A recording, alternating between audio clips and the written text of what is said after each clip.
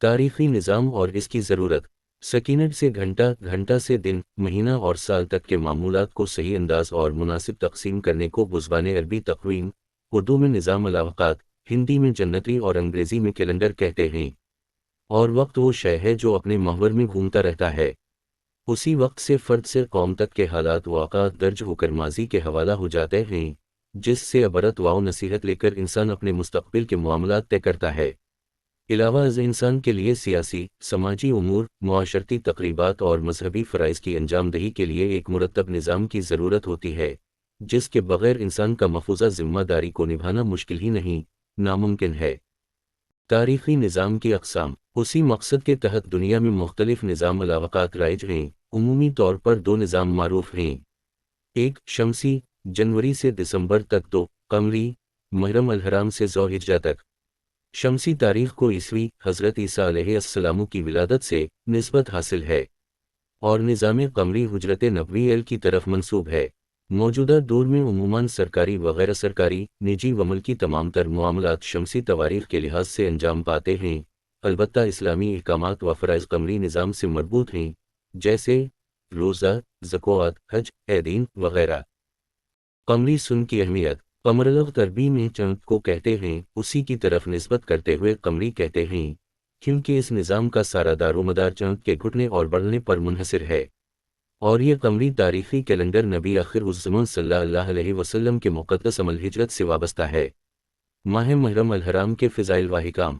قمری مہینوں کی جو ترتیب اسلام میں معروف ہے، وہ رب العالمین کے ترتیب کردہ ہیں، جس میں خاص مہینوں کے مخصوص احکام نازل فرمائے ہیں۔ اس سے یہ بات معلوم ہوتی ہے کہ اللہ کے یہاں احکام شرعیہ میں قمری سن معتبر ہے، اور یہ اللہ کو پسند ہیں، اسی لیے قمری حساب کا محفوظ رکھنا فرض کفایہ ہے۔ اگر ساری امت قمری حساب کو ترک کر دے تو گنہگار ہوگی۔ قمری حساب محفوظ رہے تو شمسی تواریخ کا استعمال بھی جائز ہے۔ معرف القرآن جیم 4 سواد 373۔ قمری سال کا پہلا مہینہ محرم الحرام۔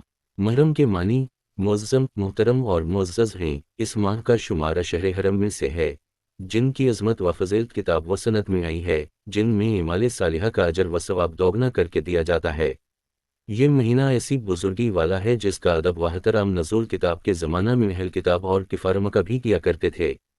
بعض علماء سلف نے شہر حرم میں بھی محرم الحرام کو افضل لکھا ہے، چنانچہ حافظ ابن رجب حنبلی فرماتے ہیں، علماء کرام نے اس بارے میں اختلاف کیا ہے کہ شہر حرم میں کون سا مہینہ افضل ہے۔ حضرت حسن بصری نے فرمایا، ان میں افضل مہینہ اللہ کا مہینہ محرم ہے، اور متاخرین میں سے ایک جماعت نے اسی کو راجہ قرار دیا ہے۔ خصوصیات ماہ محرم الحرام و عاشورہ۔ محرم الحرام کے فضائل۔ ماہ محرم الحرام ان 4 مہینوں میں سے ایک ہے جن کی حرمت و عظمت کو اللہ تعالیٰ نے کائنات بناتے وقت ہی لکھ دیا۔ ارشاد باری تعالیٰ ہے، یقیناً شمار مہینوں کا جو کہ کتاب الہی میں اللہ کے نزدیک معتبر ہیں 12 مہینے قمری ہیں، جس روز اللہ تعالیٰ نے آسمان اور زمین پیدا کیے تھے اسی روز سے، اور ان میں 4 خاص مہینے ادب کے ہیں۔ حضرت دو چشمہ الف نون واو یہ۔ حضرت قتادہ رضی اللہ عنہ نے فرمایا، حرمت کے مہینوں میں نیک کام کرنے کا ثواب بہت بڑا ہے، لہٰذا ان میں گناہ کرنے کا عذاب بھی بہت بڑا ہے، اگرچہ گناہ ہر زمانہ میں برائی کے لحاظ سے بڑا ہوتا ہے۔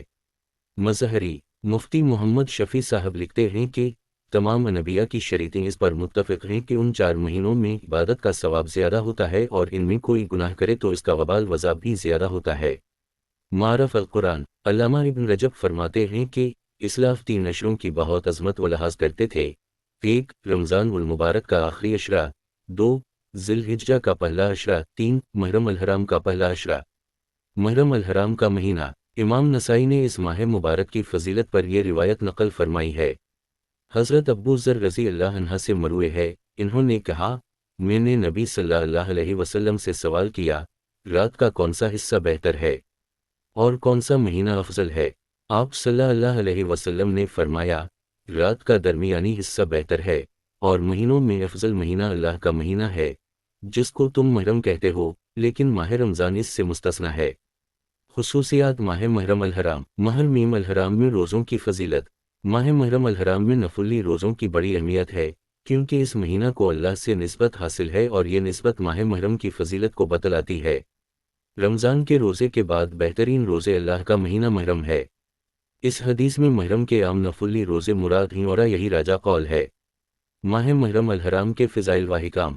نیز فقہا کرام شہر حرم میں بطور خاص محرم کے مہینہ میں نفلی روزوں کے حسب حیثیت اور وسعت مستحب ہونے کے قائل ہیں۔ حوالہ سابق۔ محرم کے چند اہم تاریخی واقعات۔ ماہ محرم 7 دو چشمہ میں غزوہ خیبر ہوا۔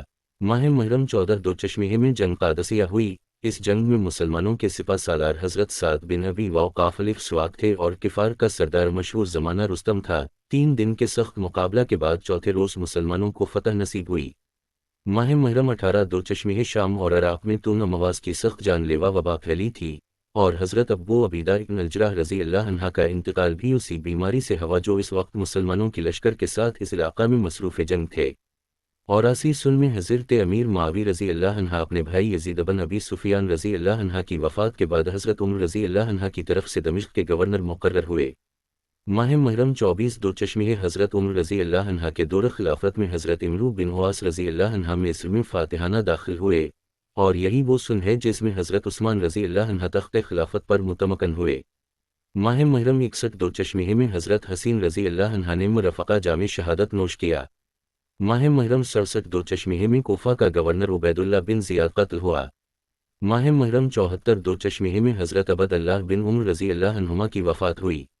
ملخص از ماہ محرم الحرام کے فضائل اور احکام۔ یہ وہ چند تاریخی اشارے ہیں جو محرم الحرام میں واقع ہوئے ہیں، اس کے علاوہ بے شمار اور تاریخی حقائق کتب سیر میں مذکور ہیں۔ صوم عاشورہ کے فضائل۔ صوم عاشورہ کی فضیلت محرم الحرام کے دیگر ایام سے بڑھی ہوئی ہے اور احادیث میں اس کے فضائل وارد ہوئے ہیں۔ جمہور سواد ہے الف بے واو تے الف بے عین یہ نون اور ائمہ مجتہدین کی رائے یہی ہے کہ عاشورہ سے 10 محرم کا روزہ مراد ہے اور لغت کی رائے سے بھی عاشورہ کا لفظ 10 محرم پر صادق آتا ہے۔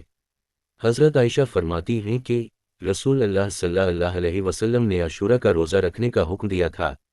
جب رمضان کے روزے فرض کر دیے گئے، اختیار دیا گیا جو چاہے روزہ رکھے اور جو چاہے نہ رکھے۔ ایک حدیث میں اس دن کو اللہ رب العزت کا دن قرار دیا گیا، چنانچہ ابو داؤد میں حضرت عبداللہ بن عمر رضی اللہ عنہما کے حوالہ سے یہ روایت منقول ہے کہ اور اس دن روزہ رکھنے کا ثواب یہ ہے کہ سال گزشتہ کے گناہ معاف کر دیے جاتے ہیں۔ حضرت ابو قتادہ انصاری رضی اللہ عنہ کی ایک طویل حدیث میں ارشاد نبوی صلی اللہ علیہ وسلم ہے، علامت تملیغ۔ اس حدیث کے ضمن میں یہ بات ملحوظ رہے کہ گناہوں سے صرف صغائر معاف ہوں گے، البتہ کبائر کے لیے توبہ شرط ہے۔ تنہا صوم عاشورہ اور مخالفت یہود اسلام کے ازلی دشمن ہیں، ان کی مخالفت سنت نبوی ہے، اسی وجہ سے اسلام کے بیشتر احکامات میں ان کی مخالفت قول و عمل کی گئی۔ ابتدا میں صرف ایک روزہ رکھا جاتا تھا۔ جب آپ صلی اللہ علیہ وسلم مدینہ منورہ تشریف لائے تو معلوم ہوا کہ یہود بھی روزہ رکھا کرتے ہیں۔ اس پر آپ صلی اللہ علیہ وسلم نے ان کی مخالفت میں مزید ایک روزہ اضافہ کرنے کا حکم دیا، یا تو 9 تاریخ کو روزہ رکھ لیا جائے، اس کی تائید ابن عباس رضی اللہ عنہما کی ایک روایت سے ہوتی ہے، یا 9 تاریخ کے بجائے 11 تاریخ کو روزہ رکھ لیا جائے، اس کا ثبوت حضرت عباس رضی اللہ عنہما کی ایک دوسری روایت میں ہے۔ فقہائے کرام نے ان ارشادات کی روشنی میں تنہا 10 محرم کا روزہ رکھنا مکروہ تنزیہی یعنی خلاف اولی لکھا ہے، اور جو لوگ یہ سمجھتے ہیں کہ صرف عاشورہ کا روزہ رکھنا گناہ ہے، یہ بے اصل بات ہے۔ ماہ محرم کے فضائل اور احکام۔ بعض اہل علم کی رائے ہے کہ فی زمانہ اہل یہود کے روزہ نہ رکھنے کی وجہ سے تشبہ نہیں پایا جاتا ہے۔ اس سلسلہ میں عرض یہ ہے کہ اول اس کا قطعی علم نہیں کہ وہ روزہ رکھتے ہیں یا نہیں۔ قذافی فتاوی رحیمیہ جیم 5 سواد 197۔ دوسرا یہ کہ 9 اور 11 کا روزہ رکھنا منسوخ ہے اور 1400 سال سے تعمیل ناس ہے۔ المغنی لابن قدامہ بہولہ حاشیہ ماہ محرم کے فضائل اور احکام۔ یوم عاشورہ سے وابستہ تاریخ۔ حضرت آدم علیہ السلام کی پیدائش اس دن ہوئی۔ حضرت نوح علیہ السلام کی کشتی جبل جودی پر اس دن ہی ٹھہری۔ حضرت یونس علیہ السلام اسی دن مچھلی کے پیٹ سے باہر آئے۔ حضرت ابراہیم علیہ السلام کو آگ سے خلاصی ملی، وہ یہی دن تھا۔ حضرت یعقوب علیہ السلام کی ملاقات حضرت یوسف علیہ السلام سے اسی دن ہوئی، اور حضرت یوسف علیہ السلام تخت خلافت پر 10 محرم ہی کو متمکن ہوئے۔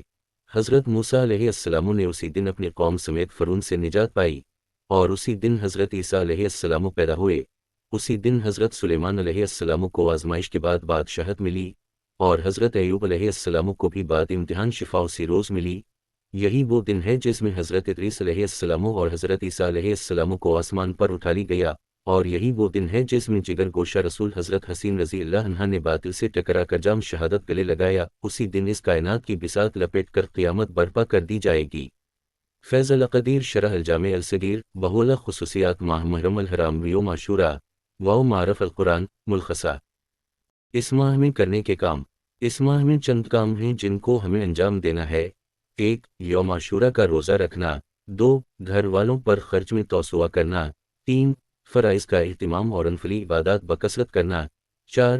گناہوں سے بچنے کی کوشش کرنا۔ 5. اتباع سنت کا التزام کرنا۔ اس ماہ میں نہ کرنے کے کام۔ وہ امور جن سے اس ماہ میں بچنا ہے وہ یہ ہیں: 1. کالا لباس پہننا اور کالا جھنڈا لگانا۔ 2. نحوست اور غم کا مہینہ سمجھنا۔ 3. سوگ و تعزیہ اور ماتم کرنا۔